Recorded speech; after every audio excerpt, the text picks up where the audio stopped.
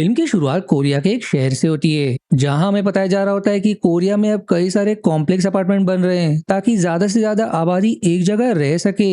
लेकिन एक दिन ऐसा आता है कि भूकंप के कारण सारे के सारे कॉम्प्लेक्स ढह जाते हैं। पर भाग्य से कॉम्प्लेक्स अब भी खड़ा होता है, जिसकी हालत तो काफी खराब हो गई थी लेकिन रहने लायक बचा था। उसी कॉम्प्लेक्स में हम जैक नाम के आदमी को देखते हैं, जो अपनी खिड़की से तबाह हुए शहर को देख रहा होता है, जिसमें हजारों लोगों की जान भी चली गई, जो देखकर उसे काफी बुरा लगता है। साथ ही आसपास के बच्चे लोग जैक के कॉम्प्लेक्स की तरफ बढ़ने लगते हैं ताकि वहां सहारा ले सके। अब जैक अपनी पत्नी जूलिया के साथ खाने पीने की चीजों की तलाश में निकल जाता है, क्योंकि इतनी तबाही के कारण इन चीजों का मिलना बहुत मुश्किल है। वहीं रात को जैक के दरवाजे पर एक महिला अपने बेटे के साथ दस्तक देती है, जो रहने के लिए उनके घर में थोड़ी सी जगह मांगती है। जैक पहले तो थोड़ा हिचकिचाता है, पर जूलिया के कारण उन्हें अंदर आने की अनुमति दे देता है। अब अगले दिन जैक फिर से कॉम्प्लेक्स में इधर उधर खाना वगैरह की चीजें ढूंढना शुरू कर देता है, जहां उसे कुछ लोग खाना बेचते हुए दिखाई तो देते हैं, लेकिन वो सभी खाने के बदले पैसे नहीं बल्कि लाइटर वगैरह मांगते हैं ताकि उससे उनकी दूसरी जरूरत पूरी हो सके। तब जैक भी अपनी घड़ी देकर उनसे एक कैन ले लेता है। साथ ही वो ये भी नोटिस करता है कि धीरे धीरे इस कॉम्प्लेक्स में काफी ज्यादा लोग रहने आ गए। अगर ऐसे ही रहा तो कुछ ही समय में लोगों का सारा खाना खत्म हो जाएगा, जिससे आगे चलकर उन्हें बहुत बड़ी मुसीबत का सामना करना पड़ सकता है। अब अगले सीन में कॉम्प्लेक्स के कमरे में भीषण आग लग जाती है, जहाँ फिर डेविड नाम का आदमी बहादुरी का प्रदर्शन करते हुए अकेले ही आग बुझाने जाता है, और फिर देखते ही देखते बाकी लोग भी मिलकर आग बुझाने लग जाते हैं। तब जैसे ही आग बुझती है, सभी डेविड की बहादुरी को सराहने लगते हैं। इसके बाद अब कॉम्प्लेक्स के सारे लोग एक मीटिंग रखते हैं, जहां सभी इसी बारे में बातें कर रहे होते हैं कि जो भी बाहर से आए उन्हें यहाँ जगह तो मिल गई है, लेकिन धीरे धीरे वो लोग यहाँ के लोगों पर हक जमाने की कोशिश कर रहे हैं, इसलिए हमें तुरंत उन्हें बाहर निकालना होगा। लेकिन जूलिया इसके सख्त खिलाफ होती है, पर ज्यादातर लोग इस बात से राजी थे कि बाहर वालों को यहाँ से निकाला जाए, लेकिन इतनी आसानी से तो वो उन्हें निकाल नहीं सकते थे, इसलिए वो बेथ नाम की महिला को अपना लीडर चुनते। वहीं दूसरी तरफ जैक उस समय को याद कर रहा होता है जब भूकंप आया था, जहां सारे लोग भूकंप से बचने की कोशिश कर रहे होते। एक महिला जैक से मदद मांगती है, लेकिन वो उसकी मदद नहीं कर पाता, जिससे वो महिला भूकंप के चंगुल में आकर मारी जाती है। फिर भी भाग्य से जैक जैसे तैसे बच जाता है। अब अगले दिन बेथ और बाकी लोग फिर से एक मीटिंग रखते हैं, जिसमें वो जैक और डेविड के साथ बाकी कुछ लोगों को गार्ड चुनते हैं ताकि वो लोग बाहर से आए लोगों को कॉम्प्लेक्स से निकाल सके, क्योंकि ये सभी पहले मिलिट्री में हुआ करते थे। अब अगली सुबह होते ही बाहर से आए लोगों को कॉम्प्लेक्स से बाहर कर दिया जाता है और चारों तरफ बैरिकेड्स लगा दिए जाते हैं ताकि कोई भी फिर से कॉम्प्लेक्स के अंदर कदम ना रख सके। डेविड अब सभी से कहता है कि अब आप लोग यहाँ नहीं रह सकते, आप लोगों को अपना कोई और ठिकाना ढूंढना होगा, लेकिन वो सभी इसके लिए तैयार नहीं थे। उनका कहना था कि इतनी ठंड में हम कहाँ जाएंगे, इस कॉम्प्लेक्स के अलावा हमारे लिए कोई और जगह भी नहीं है। साथ ही कॉम्प्लेक्स के काफी अपार्टमेंट अब भी खाली है जिसमें हम रह सकते हैं, पर डेविड किसी की कोई भी बात सुनने को तैयार नहीं था, जिस पर अब सारे बाहर वाले लोग जबरदस्ती अंदर घुसने की कोशिश करते हैं, जिसमें डेविड को चोट भी लग जाती है। लेकिन काफी देर की मशक्कत के बाद आखिरकार बाहर वालों को कॉम्प्लेक्स के बाहर कर दिया जाता है। साथ ही कॉम्प्लेक्स में रहने वाले लोग भी बाहर वालों पर पत्थर फेंकना शुरू कर देते हैं, जिस कारण से मजबूरन अब बाहर वालों को वहां से जाना पड़ता है। आप कॉम्प्लेक्स के सारे लोग एक साथ कॉम्प्लेक्स को फिर से ठीक करने के काम पर जुट जाते हैं ताकि यहाँ के लोग आराम से रह सके। बेथ ने यहाँ कई सारे नियम भी बनाए थे, जिसके अनुसार जो जितनी मदद करेगा उन्हें उसी हिसाब से खाना पीना दिया जाएगा, और ऐसा करते हुए काफी दिनों तक सब कुछ ठीक चलता है। लेकिन फिर धीरे धीरे फिर से खाने की कमी शुरू हो जाती है, इसलिए फिर जैक और बाकी सब मिलकर कॉम्प्लेक्स के बाहर आते हैं ताकि आसपास फैले मलबों से खाने पीने की चीजें ढूंढ सके। लेकिन जहां भी वो जाते उन्हें चारों तरफ सिर्फ शव ही शव दिखाई देते, जिनमें वो लोग भी शामिल थे जो कॉम्प्लेक्स में रहने आए थे। ऊपर से उन्हें जो भी खाना मिलता है वो सब खराब हो चुका था, इसलिए हर रोज जैक और बाकियों को खाने की तलाश में निकलना पड़ता है। अब ऐसे ही एक दिन जब सभी खाने की तलाश में निकले होते, तभी उन सभी को एक किराने की दुकान नजर आती है। लेकिन इतने लोगों को देखकर दुकान का मालिक उन सभी पर गन तानकर उन्हें वहां से भाग जाने को कहता है, क्योंकि उसने सारा खाना खुद के लिए बचा कर रखा था। पर तब सभी जबरदस्ती दुकान में घुसने की कोशिश करते।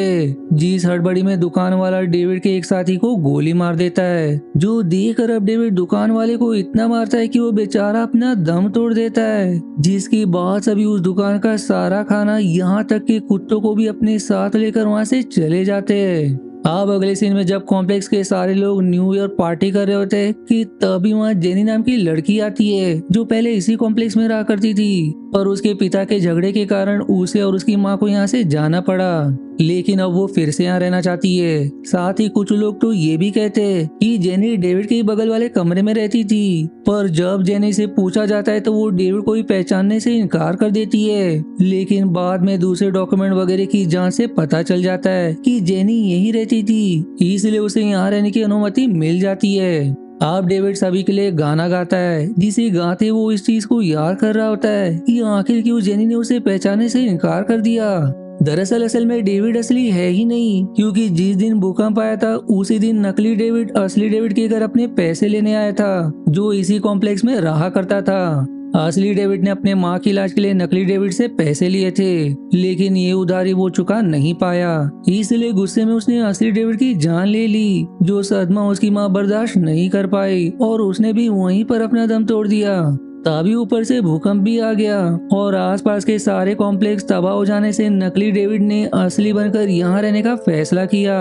अब कुछ समय बाद कॉम्प्लेक्स में भी खाने पीने की कमी शुरू हो जाती है, जिससे लोगों में आए दिन झगड़ा होने लगता है। वहीं जूलिया बचा हुआ खाना मैक्स नाम के आदमी के घर लेकर आती है, क्योंकि मैक्स ने उस महिला और बच्चे को अपने घर में ही छुपा कर रखा है, जो जूलिया के घर रहने आए थे। इसके कुछ देर बाद अब जूलिया और जेनी आपस में बातें कर रहे होते हैं, जहां जेनी उसे बताती है कि बाहर की हालत काफी ज्यादा खराब है, लेकिन मैंने सुना है कि स्टेशन के आसपास कुछ लोग रहते हैं जो अब भी सर्वाइव कर रहे हैं। तब इसी बीच एक महिला किसी बात पर जेनी को बुरा भला कहने लगती है, इसलिए गुस्से में जेनी वहां से चली जाती है। लेकिन जब जूलिया उसके पीछे जाती है तो जेनी उससे ये कह देती है कि इस कॉम्प्लेक्स के सभी लोग पागल हो चुके हैं। वो डेविड के साथ इतना अच्छा बर्ताव करते हैं, जबकि वो यहाँ का है भी नहीं, क्योंकि जो डेविड इस कॉम्प्लेक्स में रहता था वो ये डेविड है ही नहीं।